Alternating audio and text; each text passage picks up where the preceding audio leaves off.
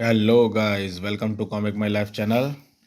And आज हम शुरू कर रहे हैं स्पेशल मनोज कॉमिक्स की doctors comic the black times. तो आपने हमारे चैनल को सब्सक्राइब नहीं किया है तो सब्सक्राइब करिए। तो चलिए शुरू करते हैं। The black times dark tales, ये कवर फर्स्ट है। इसकी पहली स्टोरी आती है द ब्लैक टाइम। लॉटरी बाजारों में लगी भीड़ को देखकर लगने लगा था कि जैसे पूरा शहर ही जुआ घर बन गया हो। अधिकांश लोग अपने परिवारजनों का पेट काट काट कर सट्टा खेल रहे थे। आज नंबर जरूर लगेगा, दोपहर को टिकट कैश कराऊंगा, घर में महीने भर का राशन रखवाऊंगा, 100 छक्के दे दो। और कुछ लोग अपने कर्ज के साथ विश्वासघात करके अपना शौक पूरा करते। 1000 के 100 छक्के, 5 के 500 पत्ते। रमेश खत्री नामक ये व्यक्ति एक क्रम में कैशियर था, फर्म में कैशियर था और फर्म से पैसे लॉटरी खेल कर अपना किस्मत चमकाने की कोशिश में जुटा हुआ था। दोपहर को लॉटरी का रिजल्ट आया। इक्का खुल गया, इक्का इक्का इक्का खुल गया, खुला है। आज फिर धक्का पिट गया, छक्का पिट गया। अब घर में राशन कहाँ से लाऊं? हे भगवान, मैं कंपनी का 5,000 रुपये हार गया। शाम 5 बजे 5,000 रुपये कंपनी के कैश में रखने थे। अब क्या करूं? मेरा बॉस बहुत ही खुर्राट है, कम कैश देखते ही मुझे पुलिस के हवाले कर देगा। और भय के कारण वह ना दफ्तर गया ना घर। आधी रात हो चुकी है, अब कहाँ तलाश करनी चाहिए? कब्रिस्तान के निकट उसने किसी रात बिताने का निर्णय किया। यहाँ बहुत शांति है, किसी पेड़ के नीचे लेट कर सो जाऊंगा। उसे भूत प्रेतों पर विश्वास नहीं था, इसलिए बिना डरे एक पेड़ के नीचे पसर गया। खुर खुर। रात आराम से बीत रही थी। सूरज की पहली किरण ही कब्रिस्तान में अंधेरा छटने लगा और फिर उस पूरी तरह उजाला हो गया। फटाक। अरे ओहो, अखबार! कब्रिस्तान में कौन अखबार फेंक गया? The black times. प्रथम पृष्ठ वह देखकर चौंक गया। जनवरी, बुधवार। लेकिन आज तो मंगलवार है, 3 जनवरी। कल 2 जनवरी है था, सोमवार। मुझे अच्छी तरह से याद है। पिछले पृष्ठ पे लॉटरी का रिजल्ट था। राजस्थान को तिग्गी, हरियाणा में चौका और कुछ लोग कब्रिस्तान की एक लाश के साथ प्रवेश हुए। ओहो। अपने मन की शंका दूर करने के लिए निकट पहुंचा। आज कौन सी तारीख है भाई? 3 जनवरी। लेकिन मेरे पास तो 4 जनवरी का अखबार है। मैं अखबार पढ़ने नहीं आया, जाओ अपना काम करो। वे लोग आगे चले गए। तभी रमेश को लगा कि जैसे कोई कान में फुसफुसा गया हो। तुम्हारे हाथ में भविष्य का अखबार है। कब्रिस्तान से प्रकाशित होने वाला अखबार एक दिन आगे की खबर देता है। कौन है? लेकिन वहाँ कोई नहीं था। घबरा कर रमेश तुरंत कब्रिस्तान की ओर मुड़ा और रास्ते में उसने कुछ और लोग से तारीख के विषय में पूछा। आज मंगलवार है भाई, 3 जनवरी 1995। कमाल है। काफ़ी पूछताछ के बाद अब भीतर प्रवेश में जोश भर गया। तो क्या सचमुच में मेरे पास भविष्य का अखबार है? यानी लॉटरी के जो नंबर है उसमें छपे हैं वो आज दोपहर खुलने वाले हैं? उसने अपनी जेब टटोली तो 100 का नोट बाहर निकल आया। अगर ये अखबार सचमुच भविष्य की खबर देता है तो आज मेरा नंबर जरूर लगेगा और ये 7 रुपये 7 गुना हो जाएंगे। वह तुरंत ही बाजार पहुंचा। राजस्थान लॉटरी की 100 टिग्गियां दो। दोपहर 1:30 लॉटरी का रिजल्ट आया। राजस्थान में तिग्गी, हरियाणा में चौका, याहू। और उसके 100 रुपये के 700 रुपये हो गए। हा हा हा हा। कल इन 700 से 7,000 बनाऊंगा। एक पार्क में बैठ कर उसकी जेब से निकला अखबार निकला तो इस बार उसकी नज़र घोड़ों की दौड़ पर रेस के रिजल्ट पर पड़ी। सुल्तान या घोड़ा तो फिसड्डी समझा जाता था, पर यह बहुत कम दाव लगते थे। कुछ ही देर में रेस कोर्स पहुंचा। अगर सुल्तान को जीतना है तो उसी पर दाव लाऊंगा। सुल्तान पर 700। अजी हुजूर, रकम डूब जाएगी आपकी, सुल्तान नहीं जीतने वाला। आप लोग अपनी रकमों की चिंता करें, सुल्तान आज जैकपॉट जीतने वाला है। एक नंबर के गधे हो तुम। रेस आरंभ होने में कुछ देर बाकी थी। तुमने सुल्तान पर रकम लगाई है? हाँ, और मैं ही जीतूंगा। अब चुप, अगर तेरा सुल्तान जीत गया तो गोली मार दूंगा तेरे साले को। डोंट वरी यार, सुल्तान नहीं जीतेगा, अपना सिल्वर किंग जीतेगा। तभी रेस की आरंभ होने की घोषणा की। Ready, the first race is about to begin. अगली रेस शुरू हुई। दाव खोलने वाले जैसे पागल उठे। सिल्वर किंग, रोजी रोजी। रमेश की आंखों में खोलकर शांत फैलाकर शांत बैठा सुल्तान जो सबसे पीछे रह गया है। अचानक सुल्तान ने गति पकड़ी। सुल्तान सुल्तान। और देखते ही देखते सबसे आगे निकल गया। ई। और उसके बाद कोई सुल्तान के निकट नहीं पहुंचेगा। सुल्तान सुल्तान। सुल्तान ने विक्ट्री वॉर क्रॉस करा। सन्नाटा छा गया। रमेश का स्वर्ग जा, मैं जीत गया, सुल्तान जीत गया, हा हा हा हा। और जीत के बाद रमेश को 50,000 रुपये मिले। 500 के नोटों की एक गड्डी दे दो भैया। 100 नोटों की रकम जेब में रखकर बहुत खुश था। 5,000 कंपनी को लौटाने के बाद ही 45,000 बच जाएंगे और आज की रात फिर कब्रिस्तान में सोऊंगा और कल का अखबार मेरी रकम 10 गुना हो जाएगी। सड़क पर आकर उसने टैक्सी पर नज़र दौड़ाई।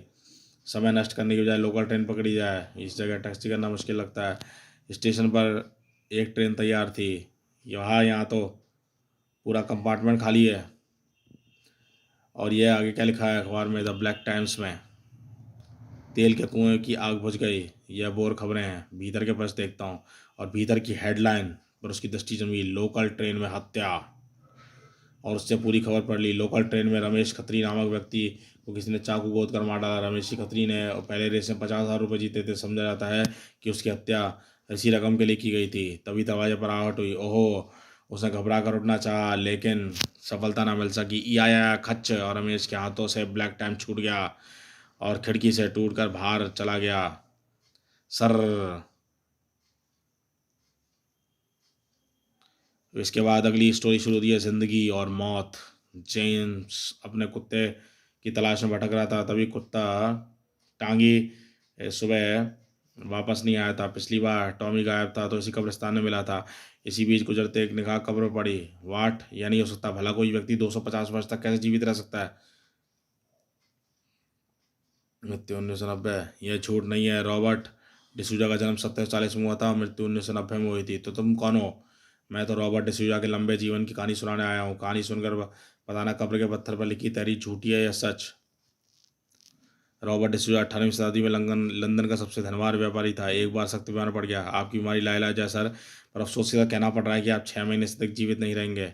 नहीं, यह नहीं सकता। मैं धनवान व्यक्ति हूँ, महंगी से महंगी दवाई खरीद सकता हूँ। इस बीमारी का कोई तो इलाज होगा। इस समय तो नहीं है, लेकिन 150-200 वर्ष बाद इस बीमारी का कोई इलाज निकल जाएगा। तो फिर ठीक है, 200 वर्ष के बाद मैं अपनी बीमारी का इलाज करवाऊंगा। इस तरह बेसब्री की मौत नहीं मरूंगा। मौत पर किसी का वश नहीं है सर। आपके भाग्य में शायद इतनी आयु लिखी थी।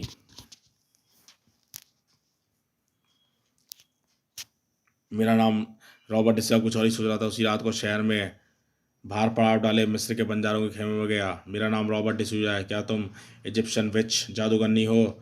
हाँ, और मैं जानती हूँ कि तुम यहाँ क्यों आए हो। आओ भीतर चले आओ।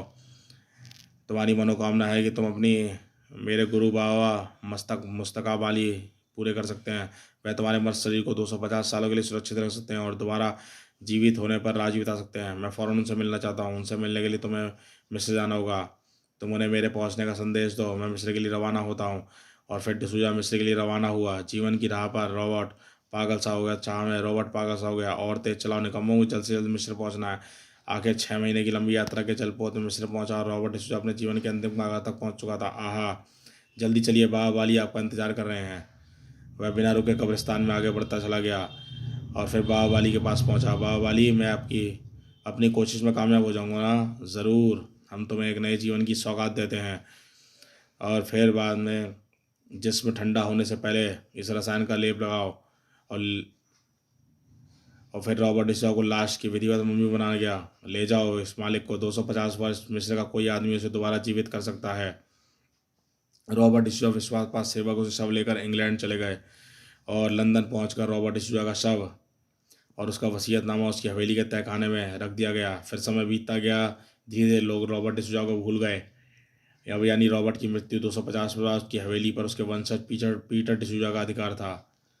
और फिर एक दिन एकाएक नींद से जाग उठा। एक दिन पीटर, कोई मुझे आवाज़ दे रहा है। मुझे तहखाने में जाना है। चल।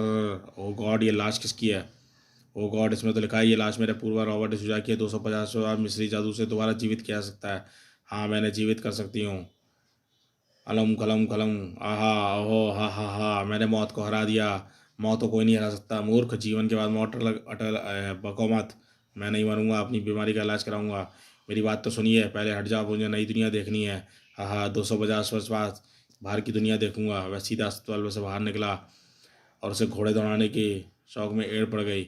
लेकिन रॉबर्ट डिसूजा नहीं जानता था कि 250 वर्ष बाद इस दुनिया में बहुत कुछ बदल चुका था। ई है क्या है घर।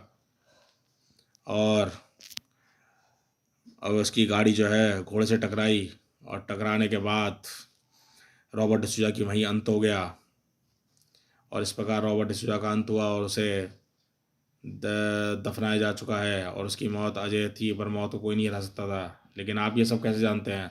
इसलिए कि मैं ही रॉबर्ट डिसूजा हूँ। मेरी आत्मा किसी को राज बताने के लिए भटक रही थी कि मैं इंसानों को संदेश देना चाहता हूँ कि मौत से लड़ने की मूर्खता कभी ना करें।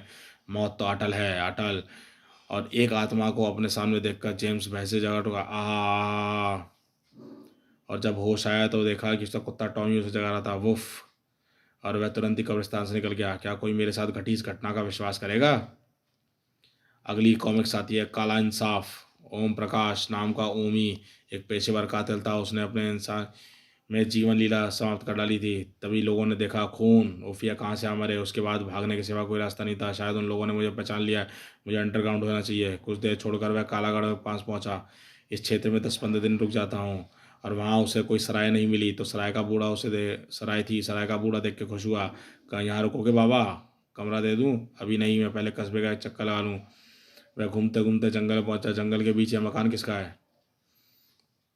उत्सुकतावश उसने मकान का चक्कर लगाया। लगता है बहुत दिनों से बंद पड़ा है, लेकिन मेरे लिए स्थान उपयुक्त है। मैं ये वीरान मकान कुछ देर के लिए रहना चाहता हूँ। क्या तुम एक कमरा के साफ कर सकते हो? करा तो सकता हूँ, लेकिन मैं तुम्हें इस मकान में रहने की सलाह नहीं दूंगा। लगभग 100 वर्ष पूर्व इस मकान में अंग्रेज जज रहता था। बहुत जालिम था और लोगों को फांसी की सजा सुनाता था और अपने ही मकान में फांसी दिलवाता था। कस्बे के लोग कहते हैं कि मकान में भी उस जज की आत्मा भटकती है। दोपहर को बूढ़ा व्यक्ति उस चाबी ले आया, पर मैं इस तरह की बात पर विश्वास नहीं करता। अगर तुम मुझे उस मकान में रहने का प्रबंध करो तो किराया अदा कर सकता हूँ। ठीक है, अब आपकी यही इच्छा है तो मैं आपको मकान दे देता हूँ। उसने उसे मकान दे दिया। यहाँ 8-10 कमरे हैं, तुम जिसमें कहोगे साफ़ करा दूंगा। जब तक कमरा साफ़ होता है थोड़ा घूम लिया जाए। यह कमरा साफ़ कर दो। तब तक वह आगे घूमा और उसकी निगाह सामने ज़मीन पर पड़ी। ओह, यह क्या है? यह तो फांसी का फंदा है। कमाल है, कहीं कोई फंदा दिखाई नहीं दे रहा, परछाई कैसे आ गई? कुछ समझ नहीं आ रहा, ये क्या चक्कर है? यह शायद मेरा वहम था। हत्या के आरोप से बचने के लिए कानूनी मुझे फंदा दिखाई दे रहा है। अंधेरा फैलने पर वापस मकान में आया और बूढ़ा उसकी प्रतीक्षा कर रहा था। सफाई हो चुकी है बाबू, मैंने तुम्हारा खाना भी मंगा कर रख दिया है। यह रस्सा कैसा है बड़े मियाँ? यह घंटा बजाने का रस्सा है। कहा जाता है जज किसी को फांसी देता था तो पहले घंटा बजता था, टन टन टन टन। उफ, ये कैसी भयानक और तेज आवाज़ है। तुम्हारे मस्तिष्क पर जज का भूत सवार है। तुम अपनी सराय का रास्ता लो और सुबह मेरे लिए नाश्ता ले आना। ठीक है बाबू? अब जरा रात को लंबी नींद लूंगा। टन टन टन टन टन टन। चूहा? अरे हे भगवान, मेरी आंखें, इसकी आंखें कितनी भयानक हैं। और इतना बड़ा चूहा मैं पहली बार देख रहा हूँ। चल भाग। लेकिन चूहा हर बार भागने की बजाय खाने पर टूट पड़ा। ची ची ची ची ची। ओ तेरी तो, ची ची ची ची ची, छोड़ूंगा नहीं। ची ची ची, हाथ भी आया तो मार डालूंगा। तभी वहां सामने उसे चूहे को फ्रेम में घुस गया। भाग गया साला। और तभी उस फ्रेम में एक चित्र उभरने लगा। हे राम! और देखते देखते पूरा चित्र बदल गया। एक जज का चित्र था। जज? यह मेरा वहम है। चित्र पहले ही यहाँ होगा। चूहे के चक्कर में मैंने देखा नहीं होगा। वह डरपोक या काया नहीं था, इसलिए घटना को महत्व न देते हुए अपने बिस्तर पर पहुंच गया। साले चूहे ने खाना खराब कर दिया, भूखा ही सोना पड़ेगा। कुछ ही देर में करवटें बदली और तभी उसने देखा कि एक छाती पे कुछ दबाव सा महसूस हुआ। ची ची ची ची ची। वह हड़बड़ा कर उठा। तेरी तो। फिर चूहे ने उसके झपट्टा मारा और कुर्सी पर बैठ गया। और तभी कुर्सी भयानक अंदाज में गिर रहा था। गुर्र! उफ, ये मुझ पर हमला कर रहा है। हे भगवान, ये जज कहाँ गया? जब उसने फ्रेम में देखा तो जज नहीं था वहाँ पे। मैं यहाँ हूँ तुम्हारे सामने, कौन है? तभी उसी कुर्सी पे स्वयं बैठा था। हे राम, कौन हो तुम? यह क्या नाटक कर रहा है? ये क्या नाटक कर रहे हो? चुप रहो। इस समय जज सामने खड़ा है। कहाँ के जज हो तुम? इस पूरे क्षेत्र का यहाँ मेरा राज्य है, मेरा आदेश चलता है और मेरा काला इंसाफ दूर दूर तक प्रसिद्ध है। काला इंसाफ? हाँ, जब मैं किसी को फांसी देता हूँ तो लोग उसे काला इंसाफ कहते हैं। जज, बहुत दिनों से मुझे अपना काला इंसाफ दोहराने का अवसर मिला है। मैं तुम्हें फांसी की सजा देने जा रहा हूँ। जज ने कुर्सी उठाकर छत में लटके रस्से को नीचे लाकर रखा। उफ, मैं क्या करूँ, कैसे भागूँ? और जज की हरकत देखकर ओमी का दिल भागने कर रहा था, पर आश्चर्यजनक तरीके से उसका शरीर जड़ हो गया और उसका मस्तिष्क काम नहीं कर रहा था। वह सब कुछ देख रहा था पर हिल नहीं पा रहा था। जज ने कुर्सी से उतारकर भारी भरकम ओमी के शरीर को उठाया और ओमी के शरीर को कुर्सी पर ला कर रखा। अब मैं तुम्हें मौत की सजा दूंगा। और उसने नीचे से कुर्सी खींच दी और तभी घंटा बजा। टन टन टन टन टन टन टन टन टन टन। और वह बूढ़ा मालिक सुबह अपने नौकर के साथ वह नाश्ता लेके आया था। टन टन टन टन टन। ओह, यह तो उसी भयानक घंटे की आवाज़ है। शायद वह बाबू हमें मदद के लिए बुला रहा हो। टन टन टन। लेकिन मकान में प्रवेश करते ही ओमी हर तरह की मदद से दूर जा चुका था। टन टन टन टन टन टन। इस घटना के बाद उस रहस्यमय जिसका काला इंसाफ फिर से चर्चा का विषय बन गया था। अगली कॉमिक्स आती है, कहानी आती है इसमें भूत बंगला। ताबूत का ढक्कन भयानक तरीके से खुला और फिर ढक्कन उठ गया और टीवी पर हॉरर धारावाहिक देखते राकेश के रोंगटे खड़े हो गए। अब यह पिशाचनी इंसान का खून की तलाश में निकलेगा। अचानक ही वह खड़खड़ाता स्वर गूंजा, बहुत भूखा हूँ बाबा। कौन है? उस भिर्राते चेहरे को देखकर उफ भूत। तभी चेहरे का, भगवान के नाम पर दे दो बाबा, कई दिनों से भूखा हूँ। ओह यह तो भिखारी है। अगली पर राकेश का पारा हाई हो गया और खिड़की की तरफ लग रहा। ओए बुड्ढे, मुझे डराता है, मैं तेरा सर फोड़ दूंगा। दया करते बाबा, एक रोटी दे दे। दफा हो जा। कर जाता हूँ बाबा, भगवान तेरा भला करे। साले ने मेरी फिल्म का सत्यानाश कर दिया। किसे डांट रहे हो राकेश? एक भिखारी आया था रोटी मांगने, तो तुमने उसे डांटा क्यों? यह तो बुरी बात है। तुम गरीब लोगों को से बुरा व्यवहार नहीं करना चाहिए। मुझे गंदे लोग अच्छे नहीं लगते मम्मी। और फिर बाद में जो है टीवी बंद, सामने जा बैठा राकेश। वास्तव में राकेश अक्खड़ और कठोर स्वभाव का था और किसी को दुख पहुंचाता तो गरीब इंसानों और बेजुबान जानवरों को सताना उसकी आदत थी। हे ए हा, मिल गया शिकार। हा हा। मगर अपनी गंदी आदतों की वजह से मम्मी डैडी से बहुत डांटते थे, मगर राकेश पे डांट का असर नहीं होता था। ठाक हा हा हा हा। फिर उस दिन राकेश बाहर घूमने के लिए निकला। अरे ये तो वही भिखारी है, अभी मजा चकाता हूँ। तड़ाकी, अरे कोई बचाओ, हा हा हा, भाग साले। डैडी आज शाम हम मेला देखने चलेंगे। अरे मेला देखने के लिए कहेंगे, भूत बंगला है डैडी। मेरे दोस्त ने बताया था कि मेले का जबरदस्त आइटम है और शाम को हम मेले के लिए रवाना हुए। अरे भीड़ कैसी है? वे भीड़ में घुस गए। ओहो यह तो वही भिखारी है। यह कौन है भाई? भिखारी है, मर गया बेचारा। इसके सिर पर घाव है और यही घाव इसकी मौत का कारण बना है। राकेश के मन में भय की लहर दौड़ गई। इसके सिर पर तो पत्थर मैंने मारा था, तो क्या? उफ, कातिल हत्यारे, भिखारी ने उसे देख के कहा। बुरी तरह से घबरा गया राकेश। डैडी यह तो जीवित है। नहीं बेटा, यह बेचारा मर चुका है। तो चलिए डैडी यहाँ से चलो भाई, अब इस गरीब का अंतिम संस्कार कर देते हैं। मेले की ओर जाते राकेश का मस्तिष्क में भय सवार था। उसने सचमुच आगे खोली थी या मेरा वहम था? ये मुझे कातिल हत्यारा भी कहा था, लेकिन मेले पहुंचते ही सब कुछ भूल गया। देखिए डैडी, कितना बड़ा मेला है। कुछ देर बाद भूत बंगला तलाश कर रहा था। आइए भूतों से मुलाकात कीजिए। हमने ऐसा भूत बंगला तैयार किया है जिससे भीतर आप रोमांचित हो उठेंगे। भूत, चलिए डैडी तुम भी जाओ बेटा, ऐसी चीज़ों में दिलचस्पी नहीं है। और डैडी राकेश के लिए टिकट खरीद लिया और वह केवल भीड़ का एक ही व्यक्ति था। मोहन कह रहा था कि भीतर जाकर बहुत मज़ा आता है। कुछ ही देर में राकेश का नंबर आया। भीतर जाकर डरना मत यंग मैन, यहाँ जो कुछ भी है सब नकली है, मुझे सब पता है। वह अंदर जाके गया। हा हा हा, नकली ढांचा। फिर उसने दूसरे चैम्बर में खोला। आई, कुछ क्षण के लिए वह डर गया, लेकिन ओह यह तो नकली भूत है। फिर अंदर प्रतिमा में देखा। ओह, तभी उसने कुछ क्षण मारो से आगे बढ़ना चाहा। अरे कौन? तभी उसी भीतर प्रतिमा में उस भिखारी की नजर है। ई नहीं, ये नहीं हो सकता। हा हा हा हा। अगले ही पल, कातिल हत्यारे, तुम मेरे कातिल हो। ई तभी वे राकेश ने स्वयं को उससे छुड़ाया। जोरदार, बचाओ भूत बचाओ। क्या बात है राकेश? डैडी भीतर उस भिखारी का भूत है जो मेरा गला पकड़ लिया था। यह बेचारा डर गया। भाई साहब इसे घर ले जाइए। चलो राकेश। वे मेले से बाहर। अब तुम मुझे बताओ, भिखारी तुम्हारे मस्तिष्क पे क्यों छाया हुआ है? राकेश ने डैडी को सारी बताई। इसका अर्थ है कि भिखारी की मौत तुम्हारे कारण हुई है। हम इसलिए तुम्हें समझाते थे किसी गरीब को मत सताओ। अब तुम एक बड़े पाप के भागीदार हो चुके हो।